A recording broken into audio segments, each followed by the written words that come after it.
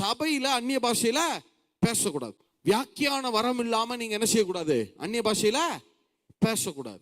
பவுல் சொல்லியிருக்கார். பவுல் வந்து சபையில அந்நிய பாஷையில பேசக்கூடாதுன்னு சொல்லல. சரியா? தப்பா அதை புரிஞ்சுக்க கூடாது. நான் கேட்கிறேன், முதல்ல அந்த மேல் வீட்டறையில எத்தனை பேர் குடியிருந்தாங்க? எத்தனை விசுவாசிகள் குடியிருந்தாங்க? 120 பேர் குடியிருந்தாங்களா? அப்ப 120 விசுவாசிகள் கூடுனா அதுக்கு என்னன்னு பேரு? சபை தானே? உண்மைதானே? அப்ப முதல்ல அந்நிய பாஷையில பேசுனதே எங்கதான்? சபையில. முதல்ல ஆவியானவருடைய அபிஷேகம் ஊற்றப்பட்டப்ப பேசப்பட்ட இடமே எங்க வச்சுதான்? ஃபர்ஸ்ட் அக்கரன்ஸே சபையில தான். அப்ப சபை பேசக்கூடாதுன்னு சொன்னா ஆவியானவர் தனித்தனியா வச்சு அபிஷேகம் பண்ணிருக்கணும், சபையா வச்சு பண்ணிருக்கூடாது.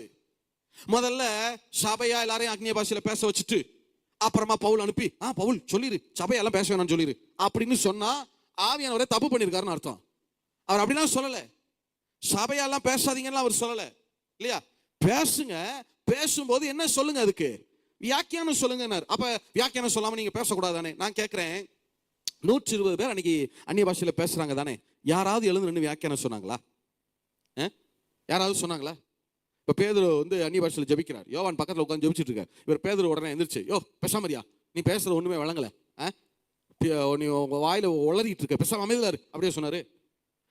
அவனுக்கு தந்தரப்பட்ட வரத்தின்படியே அவர்கள் வெவ்வேறு பாஷைகள் என்ன செய்ய ஆரம்பிச்சாங்களா? பேசிட்டே இருக்கிறாங்க. எத்தனை பேர் ஆமேன்னு சொல்ல முடியும்? பிரதர், பேசதானே நீங்க வியாக்கியான வரத்துக்கே போவீங்க.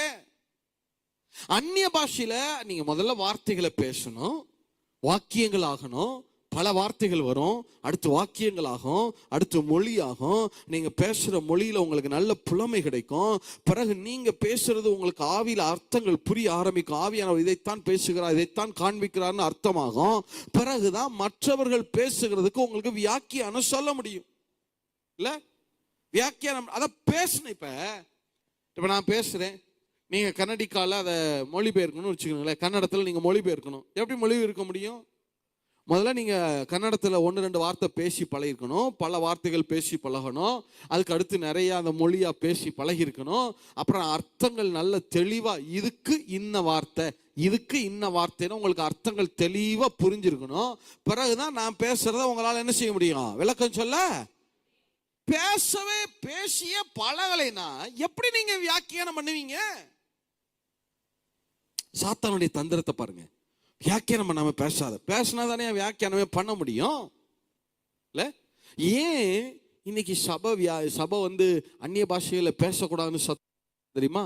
அவனுக்கு தெரியும், சபை அந்நிய பாஷையில பேச ஆரம்பிச்சுட்டா ஆத்துமாக்கள் அறுவடை ஆரம்பித்து விடும்.